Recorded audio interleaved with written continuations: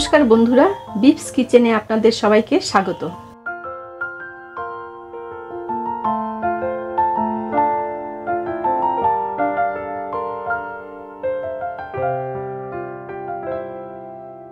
আজকে আবার চলে এসেছি একটা নতুন রেসিপি নিয়ে। আজকে রেসিপি হবে চিকেনের উপর। আজকে যেটা বানাবো সেটা হলো মুর্গ মশলা। এর জন্য প্রথমে কিছু মশলা হালকা গরম করে নিয়ে গুঁড়ো করব। এটা হলো শাহি জিরে, জয়িত্রী, জায়ফল অর্ধেক নিয়েছি। এটা বড় কালো এলাচ, কয়েকটা গোলমরিচ, কয়েকটা লবঙ্গ, ছোট এলাচ, দারচিনি।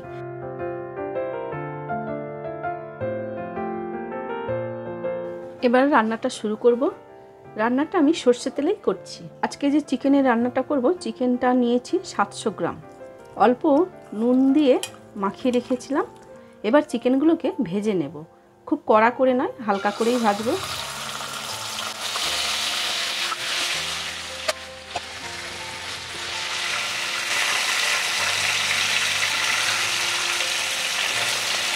কিছুক্ষণের জন্য ঢাকা দিয়ে দিচ্ছি। এটা মিডিয়াম আঁচে থাকুক, আস্তে আস্তে ভাজা হবে। অন্যদিকে আমি মশলাগুলো করে নিই। দুটো মিডিয়াম সাইজের পেঁয়াজ নিয়েছি, এটা পেস্ট করে নিচ্ছি।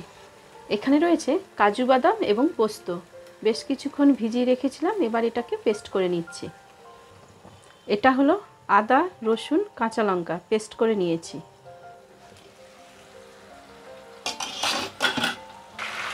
এবারে ঢাকা না দিয়ে মাংসগুলো লাল করে ভেজে নেব।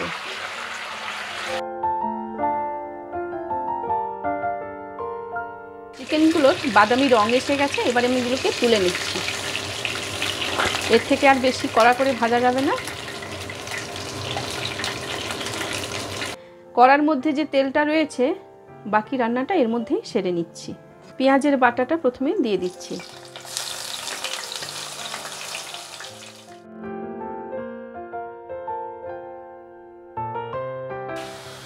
এবার আদা, রসুন, কাঁচা লঙ্কার যে পেস্ট তৈরি করে রেখেছিলাম তার 2 চামচ দিয়ে দিচ্ছি।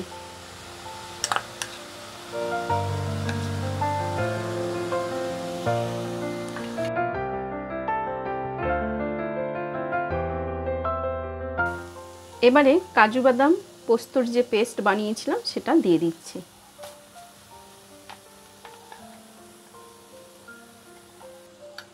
দু চামচ টক দই দিচ্ছি।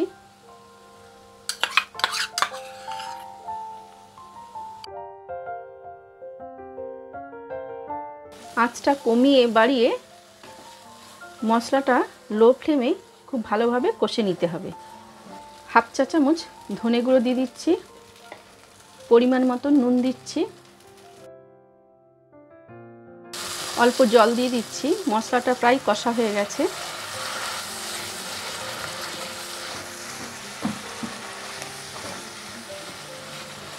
এবার ভাজা মশলাটা দিয়ে দিচ্ছি।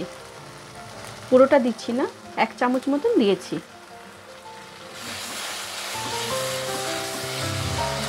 এবার ভেজে রাখা চিকেনগুলো দিয়ে দিচ্ছি।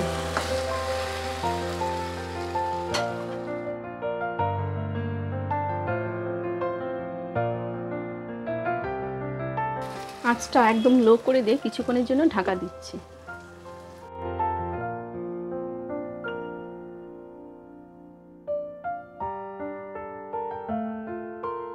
এবারে রঙের জন্য 1 চা চামচ কাশ্মীরি রেড লঙ্কার গুঁড়ো দিয়ে দিচ্ছি। অল্প একটু চিনি দিয়ে দিচ্ছি। আপনারা এটা দিতে না চাইলে স্কিপ করতে পারেন। চিকেনটা মাখা মাখা হবে, সেই মতো জল দিচ্ছি যাতে ভালোভাবে সেদ্ধ হয়ে যায়। পরিমাণ মতন জল দিয়ে দিচ্ছি যাতে ভালোভাবে চিকেনটা সেদ্ধ হয়ে যায়। বেশি জল দেব না, চিকেনটা এখানে মাখা মাখা হবে। আঁচটা একদম লো করে 10 মিনিটের জন্য রান্না করে নেব।